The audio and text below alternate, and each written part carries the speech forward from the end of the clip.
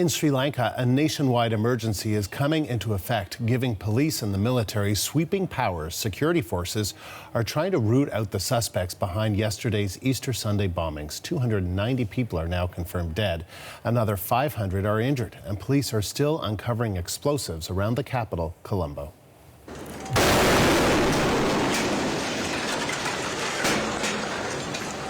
The video shows a blast in Colombo today. It happened as a police bomb squad was attempting to defuse an explosive near the church where more than half of yesterday's victims were killed. Let's bring in Arthi Pol for more on the story. So Arthi, we're also learning about some warnings that may have been ignored by authorities. What can you tell us?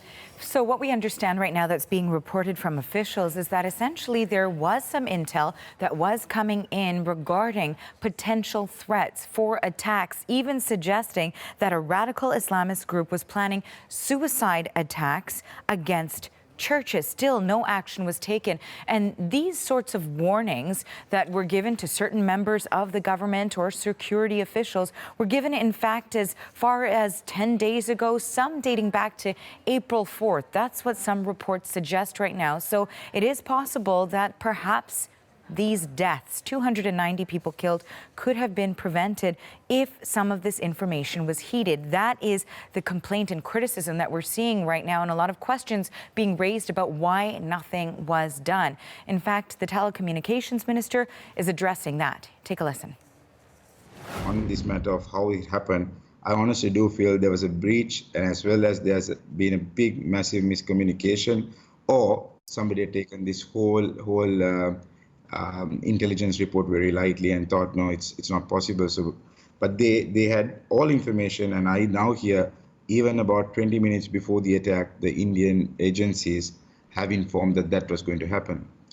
It's unconfirmed though.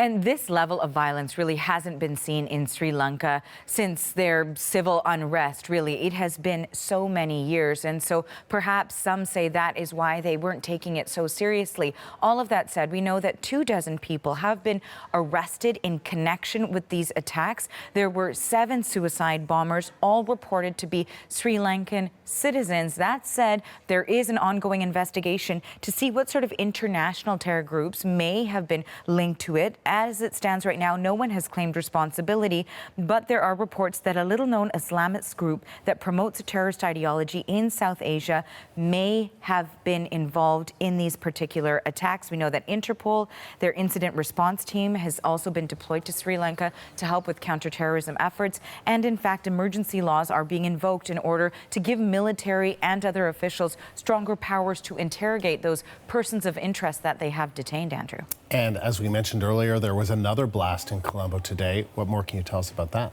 Right. So we had watched the detonation of a car bomb, really. And this was a vehicle that had been parked overnight that some residents then flagged to security officials, saying that perhaps it looked a little bit suspicious, and it was detonated, as you see in this video here. There were some other reports of 87 bomb detonators being found in the city's main bus station, and also an explosive device that was found en route to the airport as well. And so we know that the military spent much of the day trying to sweep through to ensure that there are no more explosive devices to be found anywhere in Sri Lanka, because we know that these 9 attacks that were carried out on Sunday took place all over the country. Now, in terms of a curfew, that has also been put in effect, but we know that people are still having a difficult time coping. Take a listen. Obviously sad, right? I'm seeing lives dying in front of my eyes. I saw blood, I saw people's hands, legs and all those stuff. It is not making me angry, it is making me more and more sad. The grieving, of course, begins now. 290 people dead, 500 people injured, and we know that there are vigils that will be held here in Canada too. For more reaction to these attacks, I want to turn to Jude Aloysius. He is the president of the Tamil Catholic community of Toronto. So, Jude, this must just be a terrible time for your community. It is a very sad time and very troubling time as well. You know, when the news came, we were in church celebrating the Easter Vigil Mass. Towards the end of the celebration, that's when we started hearing rumblings of bombs have gone off. And then finally we heard that actually a bomb had gone off at St. Anthony's Church, the shrine at Kochikada. And that's a lot of our Catholics have been to that church, and a lot of our parishioners who live here have family members who live around that church, and they were very concerned to see whether anything has happened to some of them. And people started calling their families back home straight from the church to find out whether they were alive or whether they have perished. And I was actually standing right next to a lady who actually called home, and she was relieved to find out the parents normally go to that church, for all these big celebrations. And on that particular day, they decided to go to a different church. And if they had gone to that church, they would have been sitting right in the front pew, being part of that mass. And she was very relieved to find out, the parents didn't go. But, these are some, good stories that we found out. But there are others. Later on, we found out that another friend's family, his friend who had gone to that church, and they are injured, and he still doesn't know exactly, whether what happened to them in the hospital and stuff like that. So it is a very troubling time. How I understand it's a minority group, right? Catholics in Sri Lanka. Would you consider it to be, generally speaking, a vulnerable group? So far, all these years, I don't think we have ever faced a situation like this.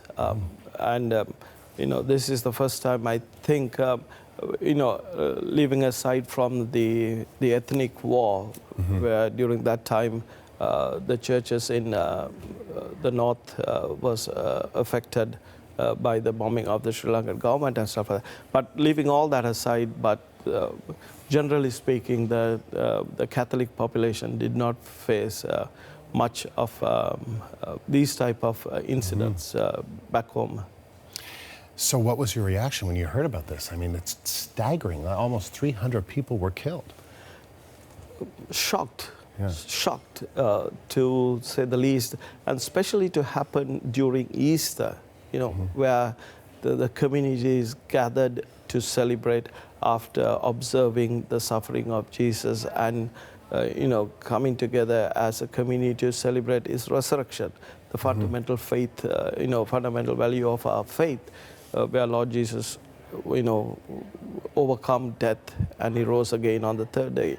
And on that particular day, for something like this to happen, someone to go inside a place of worship and to bomb the innocent people who are there to pray.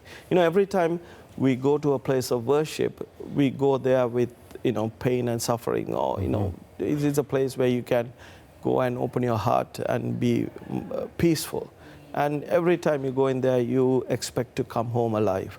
Nobody expects to go into a place of worship and to be returned in body bags, in pieces. No, it is very troubling. And at a press conference, a government spokesperson said that authorities received warnings 2 weeks before these attacks. What do you make of that? But that no one knew.